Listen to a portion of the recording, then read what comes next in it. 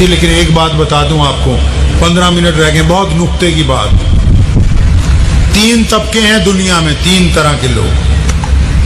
پہلے سب دھرم والے، جن کو ہم آج کل اپنے مسلمانوں میں گلوں تو مولوی ہو گئے، تبلیغی جماعت والے ہو گئے، سنی جماعت والے ہو گئے، جماعت اسلامی والے ہو گئے، جتنے ہیں یہ، ان کے جلسے میں جائیے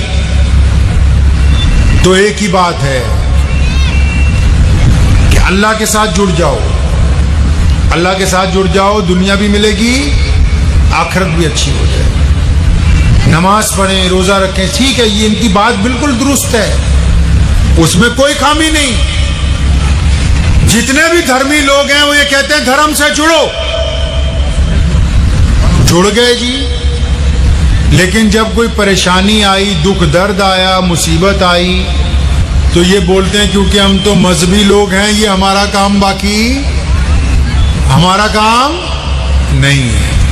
چلو جی ٹھیک ہے جی، آپ مذہبی لوگ ہیں، آپ کا کام صرف مذہب تک تھا تو آگے اب آپ کا نہیں ہے۔ دوسرا طبقہ آ جائیے مسلمانوں میں، وہ سارے کے سارے پڑھے لکھے پروفیسر، انجینئر، ڈاکٹر، ایڈوکیٹ، ان کا کوئی پروگرام ہوگا تو چلے جاؤ، وہ ایک ہی بات کہیں گے کہ ہم اس لیے ترقی نہیں کرتے کیونکہ ہم پڑھتے نہیں، ہم نے شکشا نہیں لی، ہمارے پاس تعلیم نہیں ہے۔ آپ جتنا مرضی چلے جائیں ان کے پروگراموں میں، انہوں نے ایک ہی بات، رونا رونا ہر بار۔ 70-80 سال ہو گئے، وہ مولویوں کو رونا روئیں گے کہ تم نے مدرسے بنائے، مسجدیں بنائی، تو بھائی انہوں نے تو ہر مسجد میں ایک امام دے دیا، تم بھی 70 سال سے رو رہے ہو، تمہارے پاس تو کوئی IAS IPS تیار نہیں ہوئے۔ اچھا جی چلو جی، پر تمہاری بات مان لیتے، پڑھو۔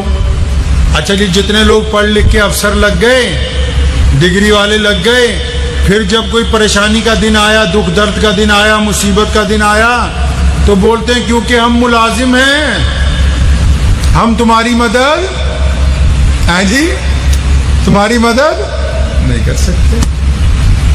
پہلا طبقہ دیندار ہے، پریشانی آئی وہ ہماری مدد نہیں کر سکتا۔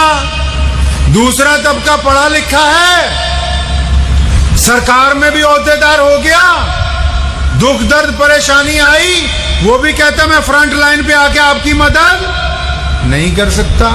تیسرا طبقہ ہو گئے ہمارے بیپاری، ان کا کوئی اگر سیمینار ہو چلے جاؤ تو وہ ایک ہی بات کہیں گے قوم کو، ابے تم نٹھلے گھوم رہے، کام ہی نہیں کرتے، تم کام کرو تو بڑی عزت مل جائے۔ اچھا جی کام کرنے لگے، بہت پیسہ کمایا، اتنا پیسہ کمایا کہ پھر جب دکھ درد ہوا، تکلیف آئی، ان کے پاس گئے کہ یار ہم تو بیپاری لوگ ہیں، ہم تو تمہاری مدد نہیں کر سکتے، دیندار بھی نہیں کر سکتے، دنیا دار بھی نہیں کر سکتے، پڑھے لکھے لوگ بیپاری بھی نہیں کر سکتے۔ تو یہ تینوں طبقے اپنی اپنی جگہ ناکام کیوں ہو گئے؟ کیونکہ تینوں نے دین کو پکڑا، ایک نے پکڑا عبادت کے لحاظ سے، ایک نے دین کو پکڑا تعلیم کے لحاظ سے، ایک نے دین کو پکڑا حلال رزق کمانے کے لحاظ سے، لیکن انہوں نے ایک آیت پڑھی وَاعْتَصِمُوا بِحَبْلِ اللَّهِ جَمِيعًا، کہ اللہ کی رسی کو مضبوطی سے کیا کرو بھائی، اللہ کی رسی کو مضبوطی سے، اور بولو روٹی کماؤں گے تو اللہ کی رسی کو مضبوطی سے پکڑ لو۔ بس پکڑ لیا، بس دینداروں نے پکڑ لیا، پڑھنے لکھنے والوں نے یونیورسٹی پکڑ لی، کاروباریوں نے بیپار پکڑ لیا، اگلی آیت بھول گئے، فرمایا وَلَا تَفَرَّقُوا، اللہ کی رسی کو مضبوطی سے پکڑو، لیکن وَلَا تَفَرَّقُوا، فرمایا لیکن آپس میں لڑو نہیں، آپس میں ایک دوسرے کی گردنیں نہ کھینچو، آپس میں ایک دوسرے کی برائیاں نہ کرو، آپس میں ایک دوسرے کے پاؤں نہ کھینچو، اور یہ کریے ہی رہے ہیں۔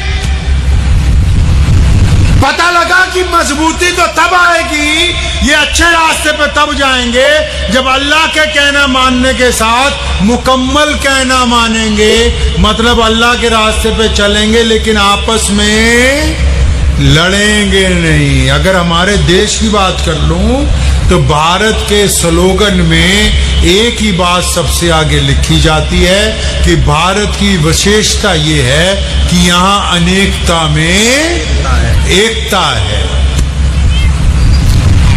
یہ فلسفہ سمجھ نہیں آ رہا؟ الگ الگ بیٹھے ہوئے ہیں. یہ پتہ نہیں لگا کہ اللہ کے رسول کا حکم ہے کہ آپس میں نفاق نہ کرو, آپس میں دشمنیاں نہ کرو. وَيْلٌ لِّكُلِّ ہُمَزَةٍ لُمَزَةٍ. قرآن نے کہا ویل ہے, تباہی ہے ان لوگوں کے لیے جو ایک دوسرے کے عیب تلاش کرتے پھر دوسروں کو بتاتے پھرتے ہیں. تباہی ہے قرآن نے کہا ان لوگوں کے لیے. تو یہ سمجھ نہیں آئی بات کہ تعلیم کے لیے اچھی یونیورسٹی بنانی ہو, علماء ساتھ میں ہوں گے, بیوپاری ساتھ میں ہوں گے, پڑھے لکھے لوگ ساتھ میں ہوں گے, تو اچھی یونیورسٹی جو سالوں میں بنتی ہے وہ دنوں میں بن جائے. غریب کی مدد کرنی ہوگی, علماء ساتھ میں ہوں گے, وہ بتائیں گے عزت سے کرنی ہے, رات کو جانا ہے, چھپ کے دے کے آنا ہے. بیوپاری ساتھ میں ہوں گے, وہ کہیں گے ہمارا مال دولت لے لو. پڑھے لکھے لوگ ہوں گے, وہ کہیں گے سرکار سے ہم پرمیشن لے دیتے ہیں, تم جا کے مصیبت کے ٹائم میں بھی, کرونا کے ٹائم میں بھی تم سڑک کے اوپر جا کے اپنا کام کر سکتے ہو. پتہ یہ لگا کہ گاڑی تو ان کی تب چلے گی جب یہ تینوں طبقے آپس میں ایک دوسرے سے اتفاق کے ساتھ چلنے والے. ربط باہم جو نہیں, محفل انجم بھی نہیں. علامہ اقبال نے کہا نا قوم مذہب سے ہے, مذہب جو نہیں کچھ بھی نہیں, ربط باہم جو نہیں محفل انجم بھی نہیں. اگر آپ میں آپس میں پیار نہیں ہے, اتفاق نہیں ہے, اگر آپ یہ سمجھتے ہیں, میں اکثر کہا کرتا ہوں, اگر ایک مسلمان یہ سمجھتا ہے کہ میں کسی ہندو بھائی کا جھوٹا پانی نہیں پی سکتا ہوں, میں کسی سکھ کی کٹوری میں کھانا نہیں کھا سکتا, میں کسی عیسائی سے گلے نہیں مل سکتا, میں کسی دلت کے برتن میں نہیں کھانا کھاؤں گا, پھر ابھی اسلام اندر نہیں اترا, اوپر اوپر ہی رہ گیا ہے. اسلام میں تو یہ باتیں, انہی باتوں کو تو توڑا, تبھی تو ہم مسلمان ہوئے. ہم کیوں مسلمان ہوئے بھائی؟ ہم مدینے سے آئے ہیں, یہ اس چمڑی میں خون عرب کا گھسا ہوا ہے. کیونکہ محمد عربی صلی اللہ علیہ وسلم نے ہمیں یہ بات سمجھائی تو یہ ہمارے بزرگوں کی دلوں میں گھر کر گئی کہ اللہ نے ہمیں عزت عطا فرمائی محمد الرسول اللہ کے ذریعے. اور جن کو اللہ نے عزت دار بنایا ہو وہ دوسروں کی عزت چھیننے لگے تو کیا اچھی بات ہے؟ یہ اچھی بات ہے. اللہ نے آپ کو عزت دار بنایا, آپ لوگوں کو عزتیں بانٹیں گے جی انشاءاللہ. لوگوں کو عزتیں بانٹیے. آج بھی پوری دنیا میں سب سے زیادہ زکوٰۃ مسلمان دیتے ہیں. دنیا کی سب سے بڑی NGOs ہمارے پاس ہیں. دنیا کا سب سے بڑا چیریٹی کا نظام ہمارے پاس ہے پوری دنیا میں. لیکن ہم کسی بیٹی کو کمبل پکڑاتے فوٹو نہیں کھنچواتے, ہم کسی غریب کو راشن کا ڈبہ دیتے ہوئے اس کی تصویر نہیں چھاپتے. ہم دوسرے کا احترام اس لیے کرتے ہیں کیونکہ میرے رسول نے کہا کہ جب مسلمانوں ایک ہاتھ سے دو تو دوسرے ہاتھ کو کمانے نہیں چاہیے. انسانیت کے فلسفے کو پکڑ لو. دنیا جو مرضی کہتی رہے, ہمیشہ یاد رکھیں کائنات میں جتنے لوگ ہیں جو مرضی کہیں, ہم کسی کو برا نہیں کہیں گے. اسلام کی یہ خوبی ہے, اسلام نے کبھی کسی کی برائی نہیں بیان کی. کیوں؟ میرے رسول نے ہمیں درس دیا. ہم لوگوں کی برائی کرنے کے لیے نہیں آئے, ہم تو اپنا پروڈکٹ اچھا بنانے آئے. آپ نے اخبار دیکھا ہے, ماروتی کی اشتہار آتا ہے, ٹوئٹا کا اشتہار آتا ہے. اس اشتہار میں کیا لکھا ہوتا ہے کہ ٹوئٹا اتنی اچھی ہے, ماروتی اتنی اچھی ہے. کبھی آپ نے ایسا اشتہار پڑھا کہ ٹوئٹا نے لکھا ہو کہ مہندرا کی گاڑیاں خراب ہیں مت خریدو, مہندرا نے لکھا ہو کہ ماروتی کی نہ خریدو؟ نہیں, یہ فلسفہ ہے محمد الرسول اللہ کا. ہم کسی کی برائی کرنے کے لیے نہیں بنے, ہمیں گراس روٹ پہ اپنا پروڈکٹ اچھا کرنا ہے. بھائی کریں گے انشاءاللہ. اپنا پروڈکٹ اچھا کرنا ہے, اپنا کردار, اپنی زبان, اپنے معاملات, اپنا اٹھنا بیٹھنا, اپنا کاروبار ہم نے اچھا کرنا ہے. گھاٹا پڑتا ہے پڑ جائے, لیکن حرام کا لقمہ ہمارے گھر میں آنا نہیں چاہیے. آپ اس بات کو اچھی طرح دل کی تختی پہ لکھ کے لے جائیے. ہم لوگوں نے کالج بنانا شروع کیا, کیوں؟ ہماری نیت یہ نہیں تھی کہ مسلمانوں کی بیٹیوں کو پڑھانا ہے, نہیں. آپ نے شاید میرا وہ بیان سنا ہو، ہم نے کہا کہ ہم خود بھی پڑھنا چاہتے ہیں، دوسروں کو بھی پڑھانا چاہتے ہیں۔ اگر آپ اس کام میں چلیں گے کہ صرف ہمیں ہی آگے بڑھنا ہے، نہیں، ایسے اسلام نہیں چلتا۔ اگر کوئی آدمی ابھی چھت پہ کھڑا ہو، آپ 5-7 لوگ اس کے پاس جائیں، اس کو بولے نیچے اتر، وہ کہے میں نہیں اترتا، تو آپ اس کو زبردستی دھکا دیں گے، وہ اترتا نہیں ہے۔ جب آپ دھکا دیں گے نا تو ایک ایک سیڑھی اترے گا آپ کے زور کی وجہ سے، لیکن آپ یاد رکھیں جب وہ نیچے آ جائے گا آپ سب بھی اس کے ساتھ کہاں آ جائیں گے؟ نیچے آ جائیں گے۔ لوگوں کو گرانے کی کوشش نہ کرو، جو ہمیں گرانے کی کوشش کرتے ہیں وہ بھی کامیاب نہیں ہو سکتے۔ مزہ تو اس میں بستی اجڑنا آسان ہے۔ میں کوئی بھی کام کرتا تھا بچپن سے، ابو جان کو کئی بار کہنا فلاں عمارت ایسے توڑ کے ایسے بنا دیں، تو میرے ابو نے مجھے پاس بلا لینا، کہنا یار پترا بہ جا، اور ایک ہی بات سمجھانے کا، یار بستی اجڑنا آسان ہے، بستی بستے بستے بستے بستی ہے۔